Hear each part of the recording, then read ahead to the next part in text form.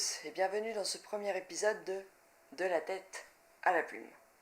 Pour débuter cette aventure ensemble, j'avais envie de vous parler du roman Le Sel.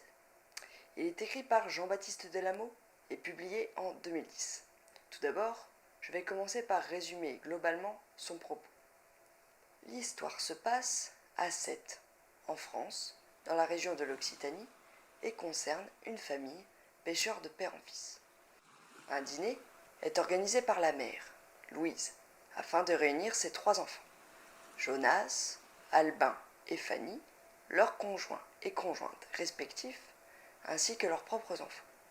Ce dîner se passe quelques années après la mort du patriarche Armand, à la personnalité autoritaire, dont l'emprise était très importante sur l'ensemble du cocon familial. Redouté de tous au départ, ce dîner sera pour chacun l'occasion de se replonger dans ses souvenirs et de faire le point sur ce qui leur importe vraiment dans leur existence présente. Concernant le roman Le Sel, il est le second de la carrière littéraire de son auteur, Jean-Baptiste Delamot. Ce dernier est né en 1981. Après un lycée effectué à Cugnaux, il publie en 2008 son premier roman, intitulé Une éducation libertine, qui recevra d'ailleurs le prix Goncourt du premier roman en mars 2009. L'histoire Le Sel a aussi connu une adaptation théâtrale. En effet, en décembre 2021, l'Atelier de la Comédie de Reims propose une mise en scène de ce texte, dirigée par Jonathan Mallard, avec l'aide de Jean-Baptiste Delamot lui-même, dans une adaptation très libre, puisqu'en effet, ce texte n'est pas du tout prévu à la base pour devenir une pièce de théâtre.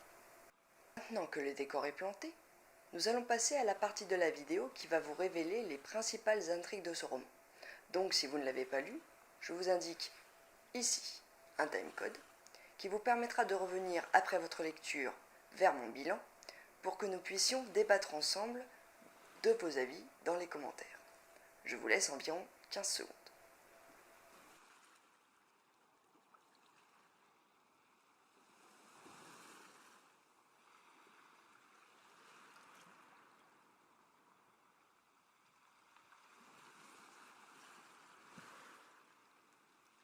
Vous êtes toujours là?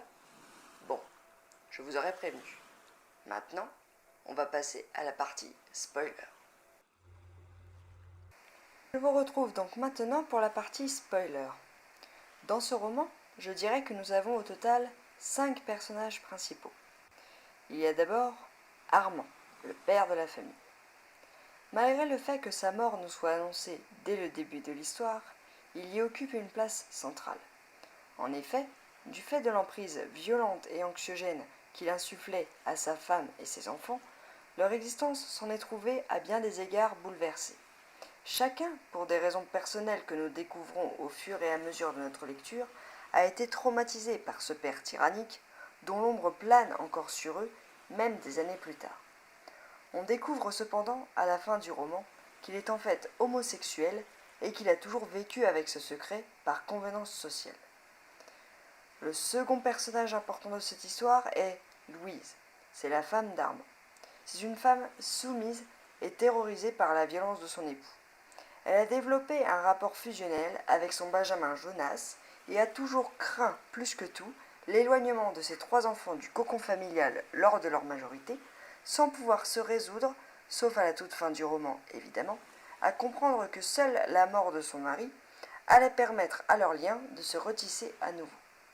De plus, on apprend dans le roman qu'elle a déjà songé à tromper son mari Armand avec un touriste londonien de passage à Sète, mais qu'elle a été interrompue dans cette aventure par l'irruption de sa fille Fanny. En parlant de Fanny, il s'agit de l'unique fille d'Armand et Louise, mais aussi de l'aîné des enfants. Celle-ci en veut beaucoup à sa mère de ne pas l'avoir protégée de la violence de son père, mais aussi de ne pas l'avoir suffisamment aimée. Elle est persuadée que ce manque d'amour peut être l'une des causes de la mort de sa fille Léa, des suites d'une chute mortelle provoquée sur la plage de Sète. Pendant tout le roman, elle ne parvient pas à faire le deuil de sa fille, et elle est aussi consciente que cet événement tragique mène son couple à sa fin, puisque son compagnon Mathieu s'éloigne d'elle. Enfin, Elle délaisse aussi l'éducation de son deuxième enfant, Martin. Le troisième personnage important de cette histoire est Jonas. Il est le fils benjamin de la fratrie. C'est le seul membre homosexuel assumé de la famille. Il a perdu son compagnon Fabrice des suites du VIH. Il entretient des rapports fusionnels avec sa mère, mais il est aussi conscient qu'elle n'accepte pas son homosexualité, qu'elle considère comme une maladie, tout comme le reste de sa famille.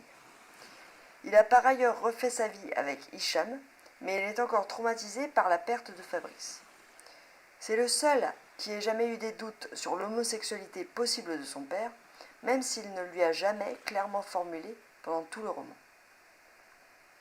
Enfin, le dernier personnage important se trouve être Albin.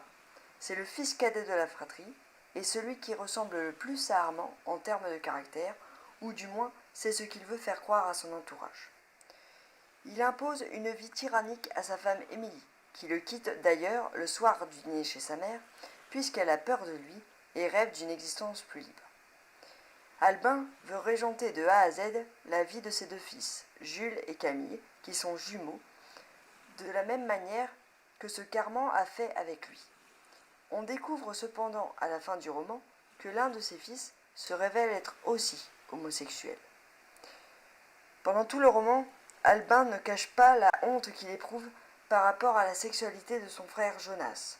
Mais, par la suite, tout comme le reste de sa famille, il finira par découvrir le secret de son père et à se réconcilier avec son frère Jonas. Les autres personnages du roman ne servent que de support aux différentes réflexions intimes de ces 5 personnages principaux. Maintenant, nous allons pouvoir passer à mon bilan de lecture.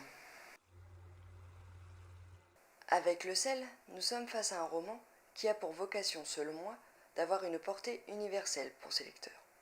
En effet, le sujet abordé est celui des conflits familiaux, et plus particulièrement des non-dits. En effet, dans cette histoire, ce sont les non-dits et les secrets qui font que cette famille est cimentée par la peur et les traumatismes. Cette famille pourrait très bien être la nôtre, et c'est ce qui est intéressant ici. Le dîner, au départ redouté de tous, est en fait un prétexte qui va se révéler libérateur. Car en effet, lorsque ce dernier commence, chaque personnage a avancé et exorcisé ses propres démons, ce qui n'aurait pas été permis sans l'acceptation des secrets de leur père. À la fin du roman, Albin se sépare de son épouse, mais choisit de se tourner vers l'avenir pour renouer des liens plus forts avec sa fratrie, et en particulier avec son frère Jonas, dont il accepte l'homosexualité. Fanny, quant à elle, s'absente du dîner et se rend sur la tombe de sa fille Léa, qu'elle n'avait jusqu'alors jamais veillée. Sa quête est en effet davantage personnelle. Jonas, quant à lui, accepte le destin de son compagnon Fabrice et choisit de vivre au grand jour son histoire d'amour pour Hicham. Enfin, Louise décide de vivre enfin pour elle, entourée des siens, dans une harmonie retrouvée. Nous approchons de la fin de cette vidéo.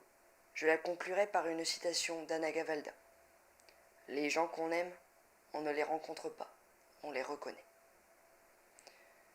C'est la fin de cette vidéo. Je vous retrouve bientôt pour un nouvel épisode de la tête à la plume. À bientôt.